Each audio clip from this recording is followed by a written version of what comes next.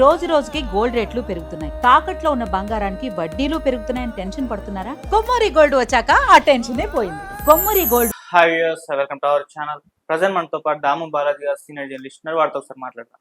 నమస్కారం సార్. నమస్తే సార్, రామ్ చరణ్ గారి పెద్ద సినిమా ఇంకొక వివాదంలో చిక్కుకున్నట్టుగా తెలుస్తుంది సార్. ఆదివాసీ సంఘాలు దీనిపైన అట్రాసిటీ కేసు పెట్టారని చెప్పేసి చెప్తూ ఉన్నారు. మరి ఏం జరిగింది, ఎందుకు అట్రాసిటీ కేసు పెట్టారు, దీనివల్ల రామ్ చరణ్ గారికి ఏమన్నా ఇబ్బంది ఉండే అవకాశం ఉందా? అసలు ఏం జరిగింది సార్? అంటే గత కొంతకాలంగా కొన్ని వివాదాలు 5 రోజులు అయిపోయింది. నిన్నటికి ఈరోజు 6వ రోజు రిలీజ్ అయ్యి, సో అయినా కూడా కొన్ని వివాదాలు అయితే చుట్టుముట్టాయి. మొదటిదేమో మా హీరోయిన్ ని జాన్వీ కపూర్ ని చూపించిన పద్ధతి బాగాలేదనేది విమర్శలు వచ్చాయి.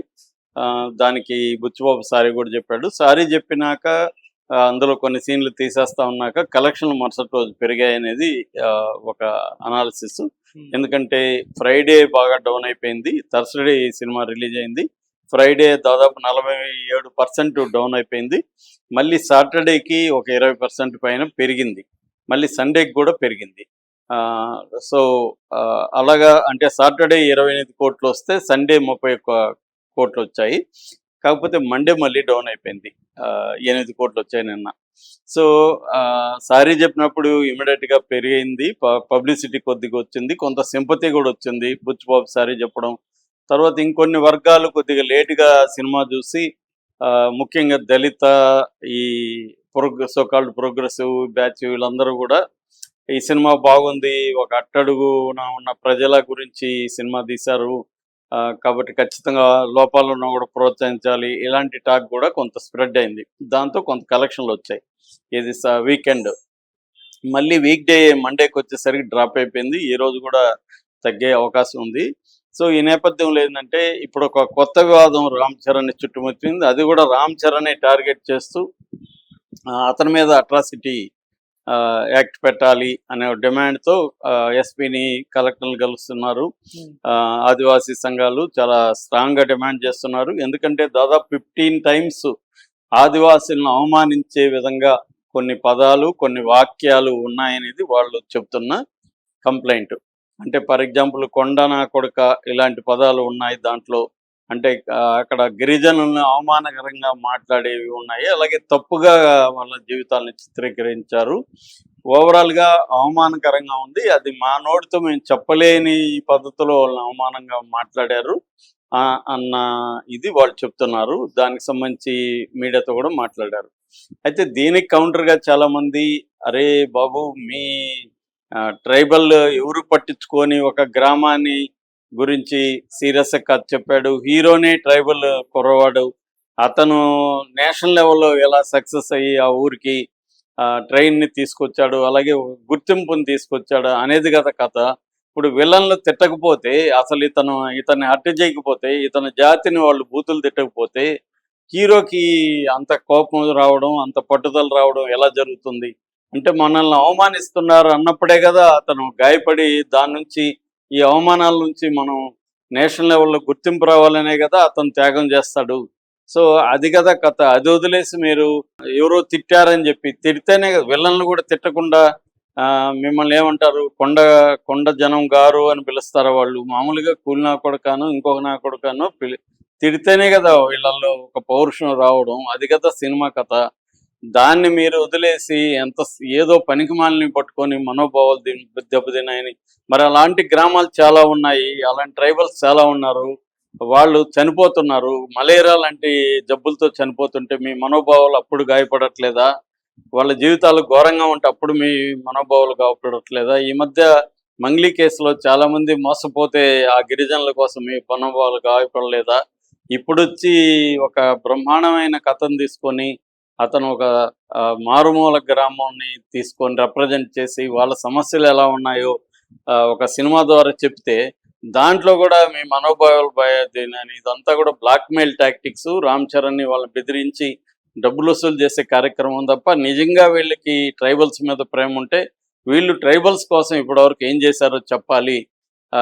ఒక మంచి సినిమాని పట్టుకొని, అది కూడా విలన్లు తిట్టిన దాన్ని పట్టుకొని వీళ్ళని దాన్ని వీళ్ళు హైలైట్ చేస్తున్నారన్న తీవ్ర విమర్శలు కూడా వీళ్ళ మీద వస్తున్నాయి. వాస్తవం కూడా ఈ విమర్శలతో నేను కూడా ఏకీభవిస్తున్నాను. ఎందుకంటే నిజంగా కూడా దాంట్లో నేను కూడా సినిమా చూశాను, మేము కూడా ట్రైబల్స్ లో పనిచేసాము, నక్సలైట్ మూమెంట్ లో ఇవన్నీ అక్కడే ఉండేవాళ్ళం, అవన్నీ చూసాం కాబట్టి మాకు కూడా తెలుసు. ఎందుకంటే చాలా గ్రామాలు రెవెన్యూ గ్రామాలుగా ఉండవు, ట్రైబల్స్ గ్రామాలు. వాళ్ళని ఎవడూ పట్టించుకోడు, వాళ్ళకి ఆధార్ కార్డులు ఉండవు, లేకపోతే రేషన్ కార్డులు ఉండవు, గవర్నమెంట్ నుంచి అందే ఏ సౌకర్యాలు వాళ్ళకి అందవు, అటువంటి ఒక పరిస్థితిలో ఉంటారు. అటువంటి దాన్ని ఒక పాన్ ఇండియా సినిమా కథగా ఎంచుకోవడమే చాలా రిస్కీ, చాలా సాహసం. ఆ పని బుచ్చిబాబు కానీ రామ్ చరణ్ కానీ చేశారు. ఖచ్చితంగా వాళ్ళని అభినందించాలి. సినిమా లోపాలు, ప్రతి సినిమాలో లోపాలు ఉంటాయి. పని చేసేవాడే కదా తప్పులు చేస్తాడు, పని చేయనివాడు గమని ఉంటాడు, వాడు తప్పులు చేయడు, ఒప్పులు చేయడు. కాబట్టి పని చేసేవాళ్ళు తప్పులు చేసినప్పుడు మనం దాన్ని కాంక్రీట్గా చెప్పచ్చు ఈ తప్పులని, కానీ దాన్ని కిల్ చేసే విధంగా, దాన్ని అటువంటి ప్రయత్నాలు ఎవడన్నా చేయాలంటే భయపడే విధంగా మనం మాట్లాడకూడదు. ఇప్పుడు వీళ్ళు చేసే దాన్ని బట్టి ఇంకెవరు అసలు గిరిజనుల జోలికి వెళ్తే ఆ సంఘాలు వస్తారా బాబు, మనకెందుకు ఆ కథలతో సస్యసామని మనకెందుకు అనుకునే ప్రమాదం ఉంది. వీళ్ళు బుచ్చిబాబు తన ఏరియాలో జరిగిన ఒక చిన్న పాయింట్ తీసుకొని ఇలాంటిది చెప్పాలని అతను సిన్సియర్గా ట్రై చేశాడు. సో దాన్ని కూడా తప్పులు పట్టడం అనేది ఈ మధ్యకాలంలో ఏమైందంటే, కుల సంఘాలు ఇలాంటివంతా ఏర్పడి ఆ కుల సంఘాలు కూడా కులాల మీద ఏం ప్రేమ ఉండదు కుల సంఘ నాయకులకి. వాళ్ళని ఉపయోగించుకొని వీళ్ళ కెరీర్ డెవలప్ చేసుకోవడం, వీళ్ళు పొలిటికల్గా గ్రోత్ అవ్వడం, ఇదే మనకి ఐడెంటిటీ మూమెంట్స్లో చాలా బలంగా కనబడుతుంది. ఇదే ఒకప్పుడున్న కొంత సీరియస్గా పనిచేసేవాళ్ళు ఇవాళ వస్తున్న వాళ్ళే, అంటే చాలా సీరియస్గా పనిచేసి చాలా కాలం తర్వాత కరప్ట్ అయిన నాయకులు చాలామంది ఉన్నారు.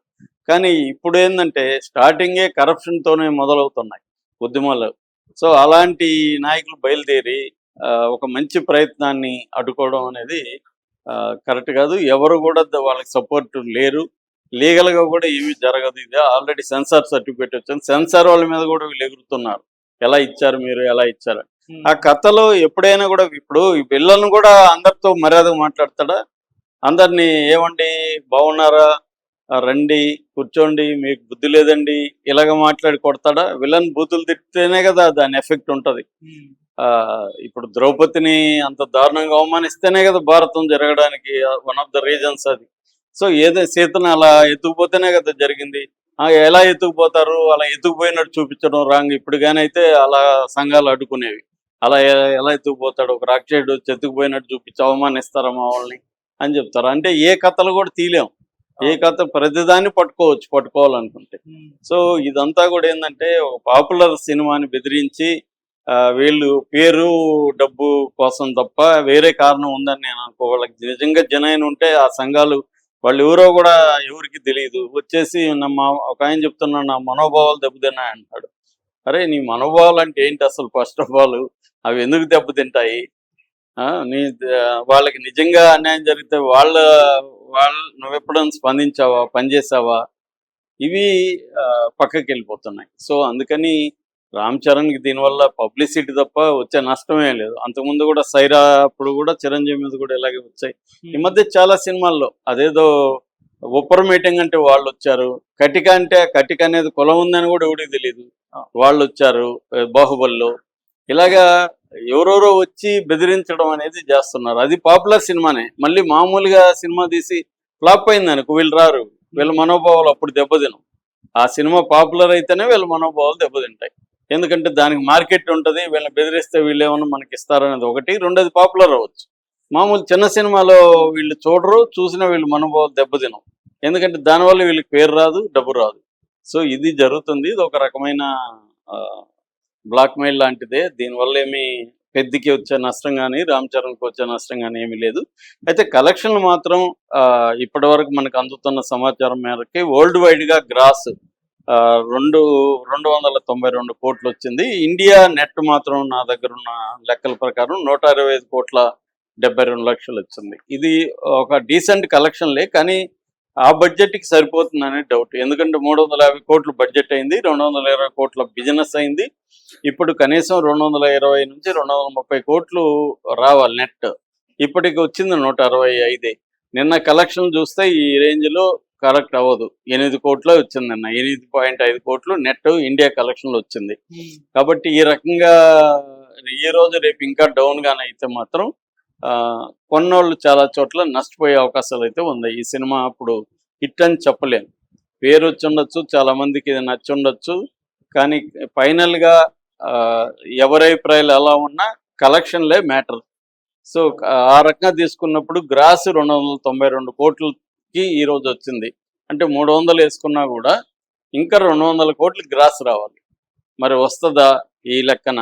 ఎందుకంటే ఇదంతా ఎందుకు వచ్చిందంటే ఫస్ట్ డే మనకి బ్రహ్మాండమైన కలెక్షన్లు వచ్చాయి. ఫస్ట్ డే అంటే ఫ్రైడే నీకు ఎంత వచ్చింది? 51 కోట్లు వచ్చింది. అంతకు ముందు రోజు ప్రీమియర్స్కి 18,50,00,000 వచ్చింది. అది మెల్లగా డౌన్ అవుతా వచ్చింది. ఫ్రైడేకి సంబంధించి 26,90,00,000 వచ్చింది. సాటర్డేకి 28,85,00,000 వచ్చింది. సండేకి 31,90,00,000 వచ్చింది. మండేకి వచ్చేసరికి 8,50,00,000కి పడిపోయింది. ఈ రోజు కూడా పడిపోయే అవకాశాలే ఉంది. సో ఇది కానీ పడిపోతే ఇంకా ఇంకొక 200 కోట్ల గ్రాస్ ఎప్పుడు వస్తుంది? సో ఇది మేజర్ ప్రాబ్లం. సో ఆ రకంగా తీసుకున్నప్పుడు, ఎందుకంటే ఇది తెలుగే మోయాలి. నేను ప్రభాస్ సినిమా లాస్ట్ సినిమా అదేంటది రాజ్యసభ అప్పుడు కూడా ఇదే చెప్పాను. రాజ్యసభను కూడా తెలుగు మోయాల్సి వచ్చింది. తెలుగుకి అంత క్యాపబిలిటీ లేవు, మార్కెట్ చిన్నది.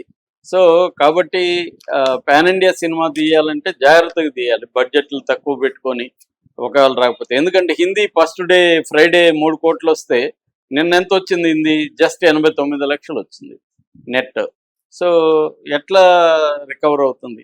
కాబట్టి ఏంటంటే హిందీ కానీ తమిళ్, కన్నడ, మలయాళం ఇవేవి దీంట్లో రాలేదు, కలెక్ట్ చేయలేదు. కాబట్టి తగ్గడానికి ప్రధాన కారణం అదే, తెలుగు ఒకటే మోయలేదు. సో ఖచ్చితంగా పాన్ ఇండియా సినిమా అన్నప్పుడు మిగతా భాషలకు కూడా కనెక్ట్ అయ్యే విధంగా తీయగలగాలి. సో తీయలేనప్పుడు గమ్ముని ఇక్కడ వరకే తీసుకుంటే ఇంత బడ్జెట్ అవ్వదు. సో ఇప్పుడు పాన్ ఇండియా సినిమా అని చెప్పి దానికి పాన్ ఇండియా ఆర్టిస్టులంతా నింపేసి స్క్రీన్ నిండికి వాళ్ళకి కోట్లు బడ్జెట్ పెట్టి దానివల్ల ఏమవుతుంది? ఖర్చు పెరుగుతుంది, దానికి తగిన మార్కెట్ క్రియేట్ అవ్వదు. అది major problem. So pan India cinema తీసేవాళ్ళు ఇటు ప్రభాస్ సినిమా నుంచి దీని నుంచి కొంత గుణపాఠం నేర్చుకునే అవకాశం అయితే ఉంది. Thank you so much.